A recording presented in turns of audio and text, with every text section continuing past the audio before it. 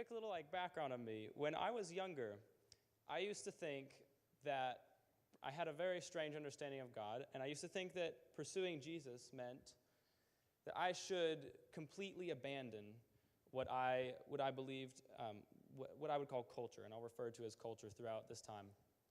And when I mean culture, I mean things like the media, the secular world, entertainment, people who disagreed, and I thought that the life of Jesus was running away from all of that and a kind of seclusion from that and like a bunkering down and becoming strong in the faith.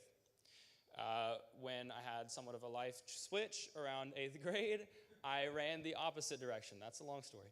But anyway, I ran in sort of the opposite direction. I thought, the way I could succeed was just to assimilate into everybody else and what they thought and to agree with other people and not be honestly just be swept around by what other people thought, what other people said, what culture dictated, what culture mandated. And I was very weak and just easily fallible and just a weak-minded, weak-spirited, weak-souled. Don't do that. So I thought I could be found by the world, all in all. Like I thought if I could just be found, if I could be noticed, if I could be recognized, that would lead to success. And when I say success, I mean material success, happiness, popularity. I mean, I struggle with it now, but I was like a diehard materialist. It was like success is things. Success is other people's support. And so over the past couple of years, though, I've been really reflecting on what it all means. And actually for a senior thesis project, I looked a little bit about the conversation throughout time of how Christians should relate to the world around them, sort of a Christ and culture. How do these things connect? How do they disconnect? How do they differ? How are they similar? How should they interact? That is the main question. Now, in today's world, but this goes out throughout history, two popular paths have emerged of how people have treated Christ and culture. The first is kind of what I did when I was little. I thought retreating to like cliques of Christians who thought exactly how I did would form a lot of strength and a lot of solidarity. They did form solidarity. They formed this like mono-mind, monoculture, mono-thought, everything's the same. We all agree, we're all happy about it kind of mentality. What did it result in? Judgmentalism, arrogance, shallowness. All three pretty bad things. Like, there's not anything desirable there. I can't point out a positive thing about it. Now, the second big error is that Christians, the other way they treat Christ and culture is to kind of assimilate, like I did in my more recent years.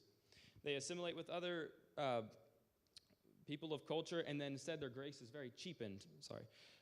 And they, all in all, I would say they sacrifice foundational belief in God and the scriptures on the altar of the desire to blend in with popular opinion.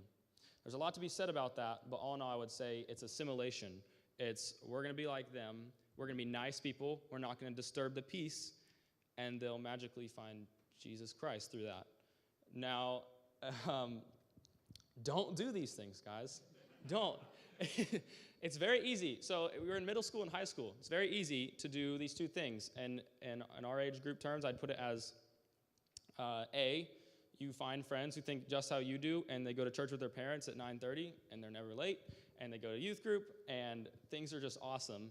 And at school, they have friends that sit together at lunch. They're just like hunkered down. They're like, did you read John 1 this morning? Yeah, no, I read John 3. It's bad. These are not good things. I mean, it's innocently doing the right thing, and it's producing the wrong outcome. It's really forming a big clique. And that can happen very much in middle school and high school. The other thing is just kind of being swept around by what everybody else does. That's also a really bad thing.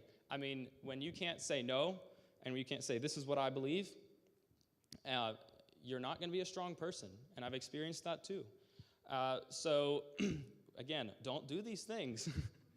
They're very, very easy. That's what I like to point out. It's so easy to do these things. It's natural, in fact. You kind of it's almost like a spectrum. It's like you're on one side where you just kind of fall that way, and the other side you just fall that way, and then you become a disaster.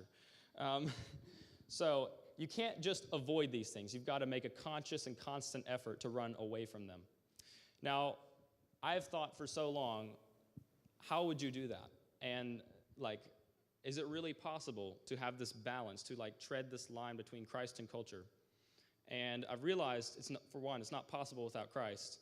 And two, you can't follow Christ if you don't engage with culture. But you can't follow Christ if you just become the culture, if you just become dictated by it. Now, I heard a very academic, very smart guy, very secular guy. I mean, he's not Christian by most stretch of the imagination, but he said happiness could be most easily defined by walking the line between order and chaos. Now, it's a complex statement, but in more theological terms, I would say fulfillment, in the sense that Jesus wants us to have fulfillment, would be walking the line between Christ and culture. Not a little bit of Christ, a little bit of culture. I'm saying it takes being involved in culture to obey Christ. We know that order is preferable to chaos. We know that Christ is preferable to culture. But it takes a mix of the two to create this obedience to God and this walking under his light. Now, what does that mean? This is exactly what Christ did himself. If you notice, there was only one Christ on the planet. I mean, there's Christ, and then there's everybody else who completely disagrees with him. He's all by himself. Yes, he gains followers, and yes, they have sort of like I'm bad at science, but like a symbiotic relationship where they're all pursuing a good thing together, but their whole light is being an example to the world. Now, in our terms, what does this mean to like tread the line between being all in Christ and then swept away in culture? Well, it means, for one, it comes down to love. And I don't mean that in a cliche sense. I mean that you need to remain true to what you know to be right. So, I mean, lessons here, you learn a lot about what's right. Your parents at home, good influences on you. Those are all good things. But you can't be like captured by them to the point that you feel the sense of security in this, we're going to wall ourselves off from the rest of the world and protect ourselves from the bad. That's very arrogant and it's very harmful. You need to remain true to what you know to be right, yet you need to never become morally arrogant towards others. Outreach is such a big deal in Christianity for a reason. It's because, like the Bible says, they'll know we are Christians by our love for one another. It doesn't say they'll know we are Christians because we have got a lot of friends who do the right things, and they don't cuss, and they don't drink, and they don't go out, and they don't sneak out at nighttime, and they behave well around girls. Those are all good, like, don't do those things. I mean, but like, the point is, that's not how people, some people are like, yes, I want to be like that, but the vast majority of people are looking for people who treat them with a sense of love, with a sense of respect, with a sense of inclusion. Christianity is not an exclusive religion. And I don't mean that in a super weird, everybody's like a universalist type of sense. I mean that in the sense that nobody at all is ever spared the right to love Jesus and to be friends with people who are friends with Jesus and to believe different things.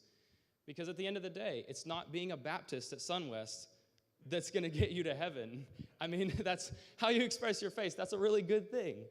But it's being loving and it's being caring towards others. And I know these are simple lessons, but you'd be surprised how easy it is to go in either ditch. And it's so easy to be completely swept away by culture or completely walled off from talking to anybody. So if you were to break down all of Jesus' commands into two, we would have the Great Command and the Great Commission. I'm personally more heard the Great Commission more, but the Great Command is to love God and to love your neighbor as yourself. And I think that's huge. And I think what you could get the result of loving God and loving your neighbor as yourself is the Great Commission, to go out into the world and to make disciples of all. Now, these two things are literally, if you could have a Bible of two sentences, these would be the two sentences. It doesn't boil down to any more than this. And I'm not trying to oversimplify it because it is complex, but these are the main messages by which you need to live your life, especially at such a young age when people are so easily influenced. When you see the best interest of those, and that in essence, it's love to see the best interest of others as paramount to your own. When you see the best interest of others as higher than your own and treat others the way they ought to be treated, and to think of others before you think of yourself, you, in essence, Christ shines through you. and you glorify his name, just as the scriptures have told us to do. And that is what I have to say. So practically speaking, we've got to make a conscious and constant effort to not to assimilate and not to withdraw, but to interact and to be an example to those around us. So if it means you hear these at church a lot, but if it means talking to other people, to sit at lunch with them, to ask them if they want to hang out, that is a good thing, and I would do that. I've experienced a lot of personal fulfillment doing that myself. Being with people who differ from you, it builds yourself up as much as it builds them up. And that is what I have to say. And without further ado, Celia Holmes.